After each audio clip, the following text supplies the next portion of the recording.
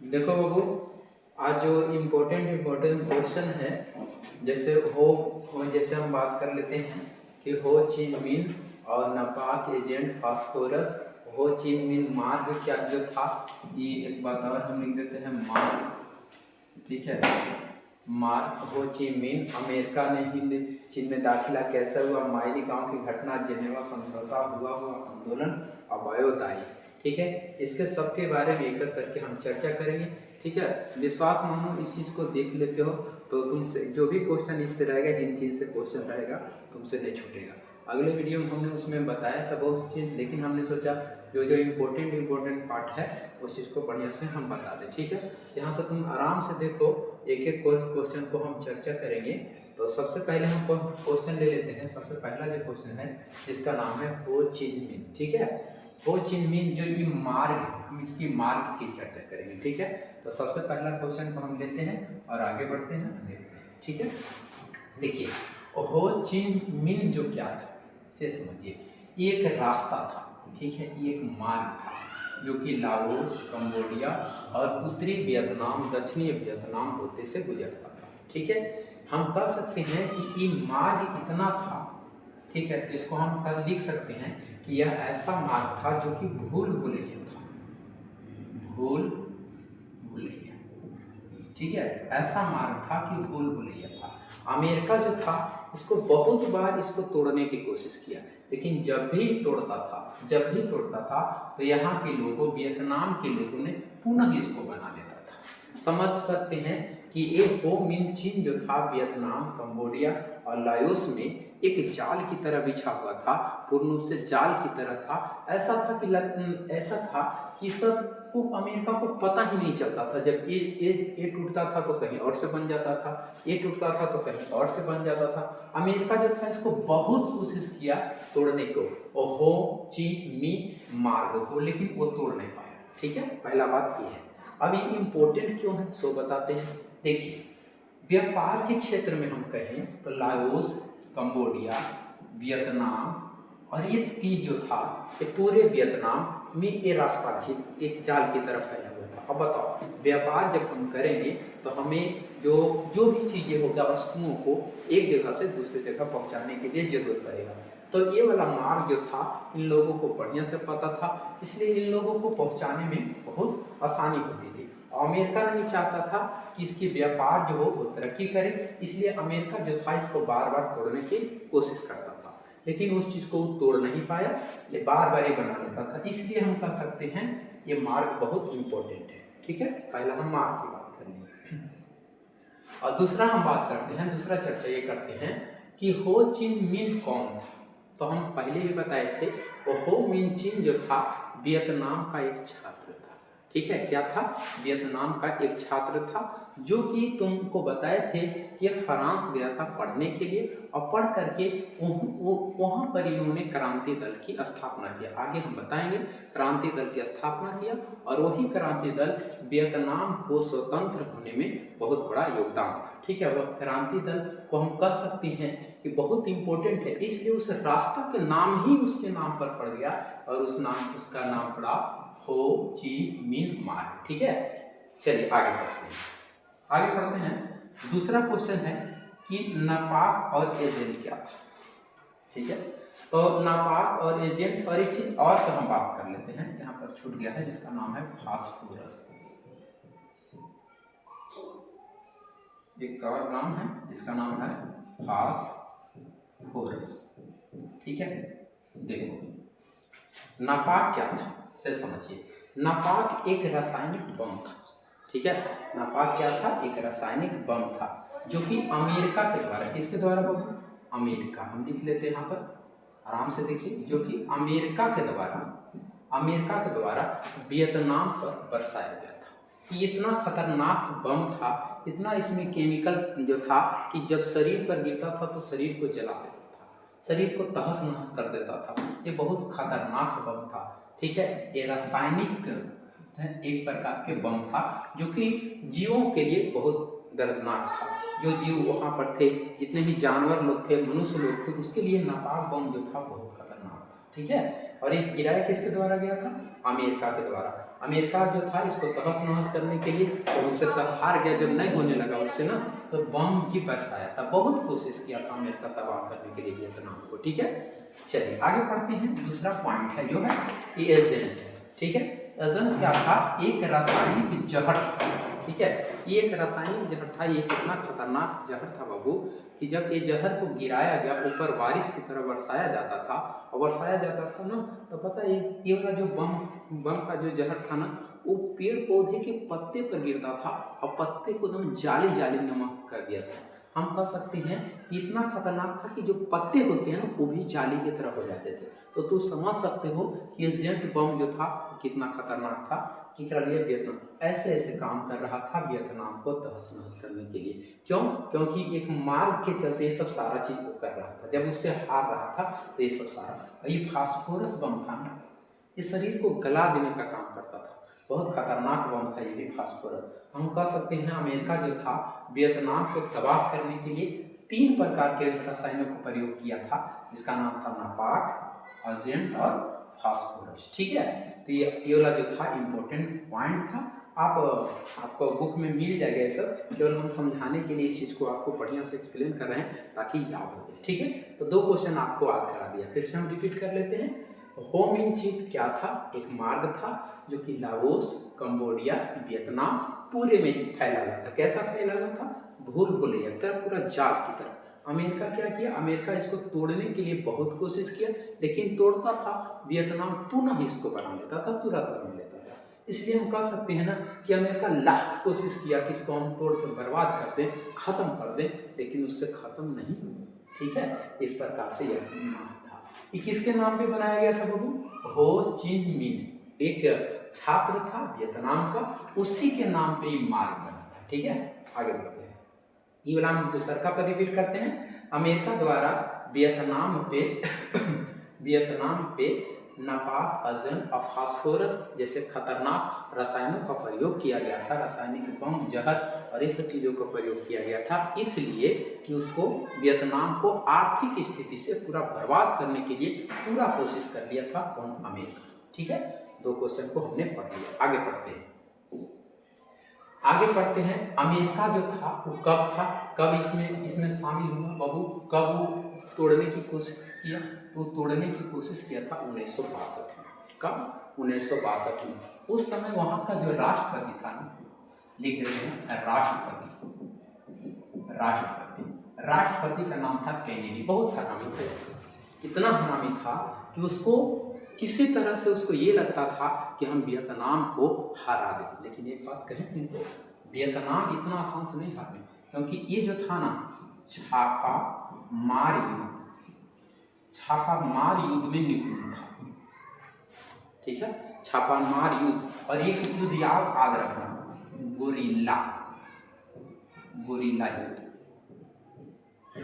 छापामार युद्ध और गोरिल्ला युद्ध में जो था बहुत बहुत बढ़िया था, जो कि यही युद्ध के कारण वियतनाम जो था ना अमेरिका को तहस नहस कर दिया। होता क्या था, ये दोनों युद्ध जब अमेरिका इस पर अटैक करने की कोशिश करता था, जहरीले बम गिराता था और सारा चीज़ों का प्रयोग करता था, तो इन्होंने वियतनाम में अंदर बहुत सारा बम जो था वो बंकर बना करके रखता था, और ये जब भी जहर वहर गिराता था बंकर में छुप जाता था। इसको पता, और जब ये नीचे उतरता था तो इसको पता ही नहीं चलता था। ठीक है, इसको पता ही नहीं चलता था कि कौन सा बंकर में जो जहरीले हैं, सांप भी छोड़ देते थे और सारा चीज छोड़ देते थे, उसे पता ही नहीं चलता था कि कौन सा बंकर में सांप छुपा है या कौन सा बंकर में जो है वो आदमी छुपा है। ये सब जो वियतनाम के लोग छुपे होते थे, और उसको पता नहीं होता था, अचानक जाता था, गड़गड़ाना गोली शुरू कर देता था। इसलिए अमेरिका का सैनिक ना, बहुत सारा सैनिक, अभी भी तुम जाओगे ना, अभी भी ऐसा वहाँ सिचुएशन है ना कि बहुत सारा जगह जोताई कृषि वगैरह होती है ना, तो अभी भी वहाँ पर उसके जो युद्ध हुआ है 1962 के लगभग में, अभी भी उसका प्रमाण बहुत सारा चीज मिल जाता है। ठीक है, अमेरिका बहुत सताया है। ठीक है, अमेरिका, चलिए इसका सहयोगी भी था, आपको बता देते हैं। अमेरिका का सहयोग कर रहा था आपको, अमेरिका का सहयोग इंग्लैंड दे रहा था, इंग्लैंड इसको सहयोग कर रहा था। फ्रांस तो हरामी इसको इसी के यहाँ रहने करता था, इसको पूर्ण रूप से इसको दबा करके रखा था। हम कहते हैं 3 देश इस पर टूट गया था, एक कह सकते हैं अमेरिका, दूसरा का फ्रांस और तीसरा का जो था इंग्लैंड। ठीक है, ये सब जो था इसको सता रहा था। चलिए आगे पढ़ते हैं। हो ची मिन्ह, देखिए हो ची मिन्ह अभी हम आपको बताएं, हो ची मिन्ह कहाँ के था वो? वियतनाम के। वियतनाम के क्या था? एक स्टूडेंट था, एक छात्र था। कहाँ गया था पढ़ने के लिए? ये फ्रांस के पेरिस शहर। कौन सा शहर लिख देते हैं यहाँ पर? पेरिस। पेरिस शहर में गया था पढ़ाई करने के लिए। और वहाँ जानते हो साम्यवादी का समर्थक था। साम्यवादी, पिछले वीडियो में तुम देखना कि साम्यवादी हम बताए हैं, लेकिन फिर से आपको रिपीट कर देते हैं। साम्यवादी एक कहती है जिसमें सारे मनुष्य का समान अधिकार होता है, वो साम्यवादी होती है। ठीक है, चलिए आगे पढ़ते हैं। राष्ट्रवादी भी उसी प्रकार से होती है। चलिए आगे पढ़ते हैं कि 1962 में एक दल बनाया जिसका नाम था वियतनामी क्रांति दल। वियतनामी क्रांति दल का जो बनाने का मुख्य जो श्रेय जाता है वो जाता है हो ची मिन्ह के। ठीक है, एक क्रांति दल था, एक क्रांति करने का भी काम करता। क्रांति में तुम क्या देखते हो? क्रांति में युद्ध भी कर सकते हैं, अटैक भी होती है, लड़ाई भी झगड़ा होती है, सारा चीज होती है। एक क्रांति दल का बन किया था। ठीक है, ये हो मिन्ह थी। आगे हम पढ़ते हैं। छापामार युद्ध तो हम बताइए दिए थे। कहते हैं राष्ट्रीय आंदोलन को तीव्र कर दिया। ठीक है, यही जो था हो ची मिन्ह। ठीक है, हो ची मिन्ह ये जो क्या किया था 1925 से जो आंदोलन चलाया था अपना देश के लिए, वियतनाम के लिए, उस वियतनाम जो था उसके लिए ये जो हो मिन्ह चिन्ह था उस आंदोलन को बहुत ज्यादा आगे बढ़ाने का काम करने लगा। ठीक है, चलिए आगे बढ़ते हैं।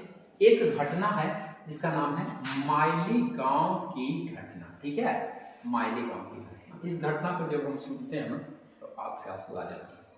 पता है इतना खतरनाक ये घटना है।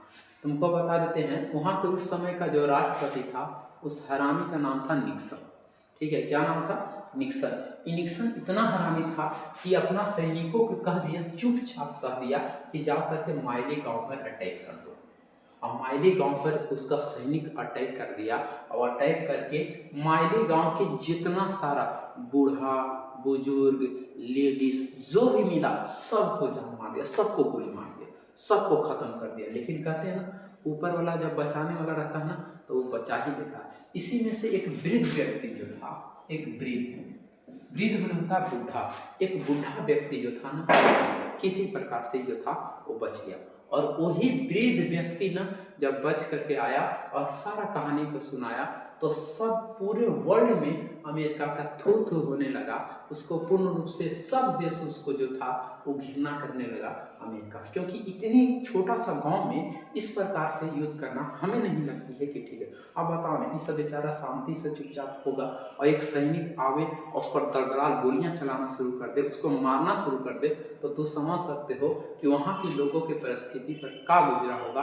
तुम जरूर सोचो कि अगर हम अभी बैठल हैं और कोई आवे और हम पे दन गोलियां चलाना शुरू कर दे, हमें मौका ही नहीं दे तो कितना खतरनाक होगा। ये माइली गांव की घटना था और इसका मेन जो रोल किया था वो निक्सन किया था। ठीक है, लेकिन एक बता देते हैं ये माइली गांव की घटना, लेकिन भगवान के देने से लोगों को पता चल ही गया था। अमेरिका सोचा था कि हम पता नहीं चलने देंगे, लेकिन चले गया। ठीक है, बहुत खतरनाक ये घटना है, तुम देखोगे पढ़ोगे तो इसको मिलेगा। ठीक है, पूछेगा तो आप आराम से लिख सकते हैं। माइली गांव की एक घटना है जो कि बहुत क्रूर था, जिसको बहुत हम क्रूर कर सकते हैं। अब तुम ही बताओ, इतना क्रूरता से बच्चे और लेडीज़ को अगर मारा जाए, वृद्ध को मारा जाए, इसे हम क्रूर नहीं कहेंगे तो क्या कहेंगे? इसे हम क्रूर कह सकते हैं। ठीक है, अगला जो है उसका नाम है जेनेवा समझौता। ठीक है, अगले क्वेश्चन की हम बात कर लेते हैं जेनेवा समझौता। ठीक है बाबू, चलो जेनेवा समझौता कब हुआ हम लिख दिए हैं। जेनेवा समझौता हुआ है 1954 ईस्वी में। हम लिख देते हैं, यहाँ पर ईस्वी छूट गया था। ठीक है, लिख देते हैं 1954 ईस्वी में। 1954 ईस्वी में जेनेवा समझौता हुआ। जेनेवा समझौता में क्या हुआ तो तुम देखोगे वियतनाम जो शहर है, वियतनाम को हम बात करते हैं। वियतनाम हम दिखाते हैं, थोड़ा सा देखते हैं, हमारे पास उसका वियतनाम का फिगर होनी चाहिए।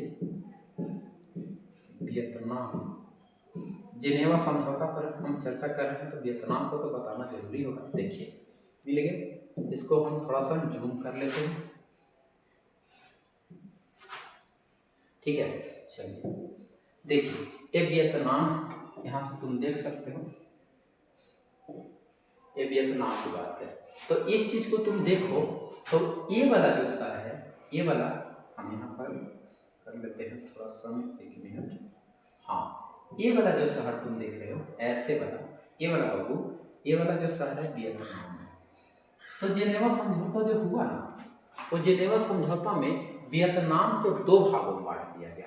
ऊपर वाला भाग को उत्तरी वियतनाम कहते हैं और दक्षिण, ऊपर वाला भाग को उत्तरी वियतनाम कहते हैं और दक्षिण वाला भाग को दक्षिणी वियतनाम कहते हैं। तुमको पूछेगा जिनेवा समझौता क्या है, तो तुम कहना जिनेवा समझौता जो हुआ था उसमें जिनेवा को 2 भाग, वियतनाम को 2 भागों में बांट दिया गया था। ऊपर वाला को हम कहते हैं उत्तरी वियतनाम और नीचे वाला को कहते हैं दक्षिणी वियतनाम। ये देखिए होनोई शहर है, ठीक है, होनोई शहर, ठीक है। याद कीजिए कि हमने बताए थे कि होनोई में एक विश्वविद्यालय था, वो विश्वविद्यालय के फ्रांस ने जबरदस्ती बंद कर दिया था और उन्होंने अपनी शिक्षा वहाँ देना शुरू किया था। होनोई विश्वविद्यालय को बंद कर दिया था, जहाँ वियतनामी भाषा चलती थी उसको बंद करके अपना भाषा शुरू कर दिया था उन्होंने, ठीक है।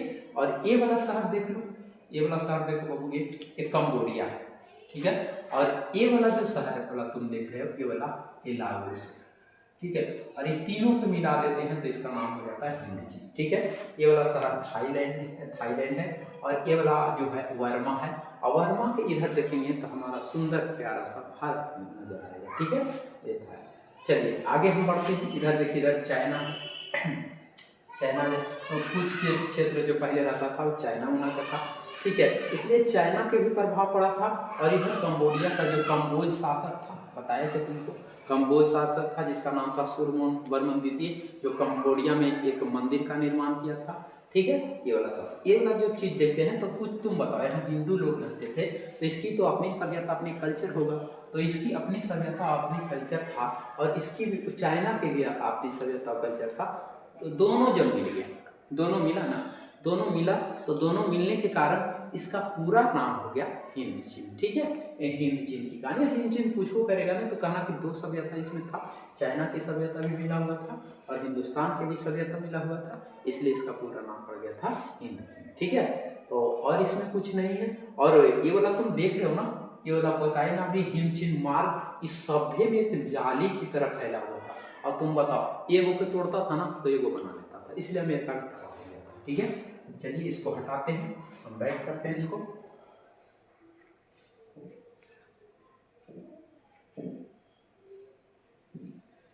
डिलीट हो जाए दोस्त, कंफर्म डिलीट, ठीक है। आगे बढ़ते हैं। तो हम तो बता दिए सर, जेनेवा समझौता ये सब बता दिए, तो आगे देखते हैं, ठीक है। और नहीं, चलिए आगे जो चीज भी क्वेश्चन था उसको हम रिपीट कर लेते हैं। अच्छा, बाओदाई, ठीक है, हम बाओदाई की भी कहानी एगो छूट गया है उसको बताते। तो हुआ आंदोलन, ठीक है, जेनेवा समझौता बता दी है, हुआ आंदोलन और बाओदाई जो था इसकी कहानी हम आपको बता देते हैं। देखते हैं या नहीं, चलिए कोई नहीं, हम आपको बता देते हैं बढ़िया से।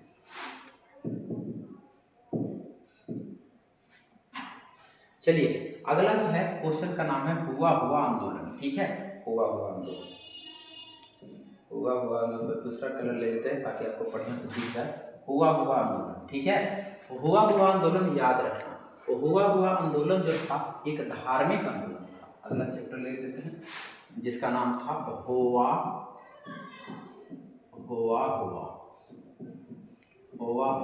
आंदोलन, हुआ आंदोलन, ठीक है। इसके बारे में हम चर्चा करते हैं, ठीक है। ये एक धार्मिक आंदोलन था, धार्मिक पूछेगा सर धार्मिक में कौन धर्म था, ठीक है, पूछ देगा कि धार्मिक में कौन धर्म था, तो ये बौद्ध धर्म से, ठीक है, बौद्ध धर्म, ठीक है, बौद्ध धर्म, ठीक है। तो बौद्ध धर्म से रिलेटेड जो क्वेश्चन जो था वो था बौद्धिक धर्म, ठीक है। बौद्धिक धर्म में जो था, सुनिएगा, ये वाला जो हुआ आंदोलन में क्या था, इसकी सारी कहानी आपको हम बता देते हैं। क्या हुआ था ना कि जब तुमको हम बता रहे थे कि ये वाला जो आंदोलन हुआ था, इसकी एक हम देख लेते हैं कि ये आंदोलन जो हुआ था 1929 ईस्वी में, याद रखना 1929 ईस्वी में। और इसका नेता जो था वो हुयिन फूसो था, हुयिन, ठीक है, हुयिन फूसो, फोसो, बड़ी खतरनाक नाम होता है, चीनी बन गया, ठीक है। ये चाइना, ये इसका नाम था हुयुन फोसो। हुयुन फोसो ही धार्मिक आंदोलन किया था। हुयुन फोसो धार्मिक आंदोलन क्या था समझते हैं इस सारी चीज को एक एक करके। देखिए, हुआ आंदोलन में एक बौद्ध धर्म के जो लोग थे उन्होंने धार्मिक रूप से आंदोलन किया था, और इसका ये आंदोलन जो था 1919 में हुआ था, और इसका नेता जो था हुयुन फोसो था। अब इस आंदोलन को हम चर्चा कर लेते हैं। ये एक आंदोलन जो था वो आत्मदाही था। आत्मदाही कहिएगा सर, आत्मदाही क्या होती है? आत्मदाही किसे कहते हैं? तो बहुत आसान से आपको बता सकते हैं। इसमें अपने आप को मार लेता था लोग, अपने आप को जला लेता था, अपने आप को हत्या कर लेता था, अपने आप को मारना ही इसी चीज को आत्मदाही कहते हैं। ये धार्मिक लोग जो थे अपने आप को मार लेते थे। बहुत बहुत कह सकते हैं ये दर्दनाक ही था हुआ आंदोलन। ये वाला आंदोलन जो था वो क्रांतिकारी थे, क्रांतिकारी। अब तुम बताओ क्रांतिकारी किसे कहते हैं? क्रांतिकारी उससे कहते हैं जिसमें मारने पर उतार हो। ये लोग मारा पीटी में उतर गए थे, ठीक है। ये वाला बहुत ही हम कह सकते हैं हुआ आंदोलन जो था वो बहुत खतरनाक आंदोलन था। पूछेगा ये हुआ क्या था, कैसा आंदोलन था, लिख दीजिएगा आराम से। यह एक धार्मिक आंदोलन था, बौद्ध धर्म से रिलेटेड था, ठीक है। और ये हुआ था 1939 में। इसका नेता कौन था? जो चला रहा था, जिसका नाम था हुयुन फोसो। और ये एक कैसा आंदोलन था? आत्मदाही था। इसमें लोग अपने आप को मार लेते थे, जला लेते थे और नष्ट कर देते थे।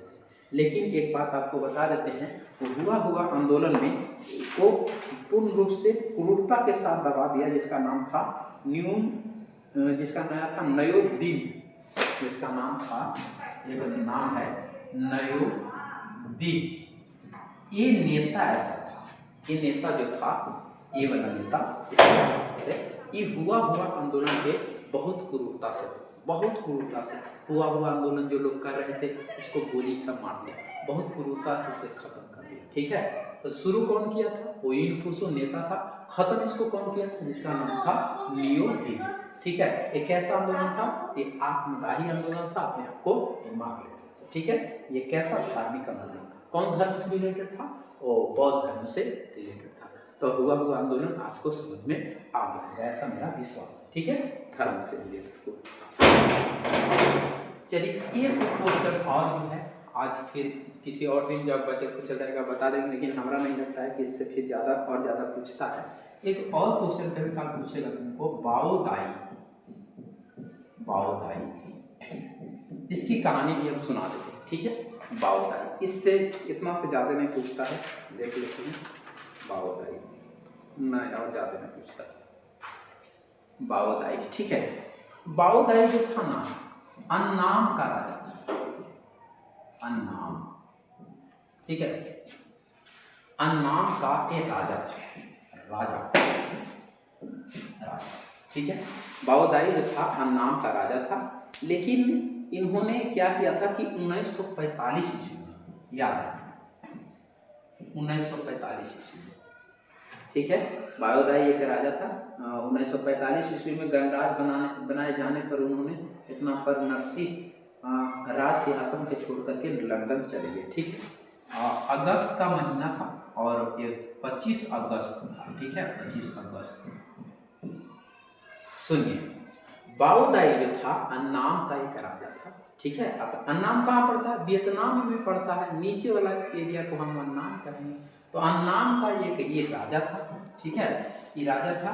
और ये 25 अगस्त 1945 में ये क्या था? अन्नाम को छोड़ दिया, और लिख देते हैं अन्नाम को छोड़ दिया, ठीक है। बाओदाई अन्नाम को छोड़ करके लंदन चल गया। कहाँ चल गया? लंदन चल गया, ठीक है। 15 अगस्त 1945 को अन्नाम को छोड़ करके इन्होंने लंदन चला गया और लंदन में बस गया। लेकिन एक बार आओ कहते हैं कि 1949 ईस्वी में ये पुनः वापस आया, और वापस आने के बाद में इन्हें उस गणराज्य का जो था फिर से राजा बना दिया गया, और फिर से मुख्य रूप से इनको बना दिया गया। लेकिन यहाँ से भी ये नहीं रहे, कुछ दिनों के बाद जो थे यहाँ से छोड़ करके बायोदाई जो थे वो चले गए, फिर से वो जो थे यहाँ से छोड़ करके अपने दूसरे देश में फ्रांस में जाकर के बस गए। कहाँ बस गए? फ्रांस में, फ्रांस में जाकर के बस गए। चलिए बायोदाई के बारे में एक बार बढ़िया से चर्चा कर लेते हैं, ठीक है, ऑब्जेक्टिव से सब्जेक्टिव तक सब। बायोदाई क्या था? बायोदाई अन्नाम का राजा था, ठीक है, समझ में आया? बायोदाई अन्नाम का राजा था। 15 अगस्त 1945 के ये चला गया, कहाँ?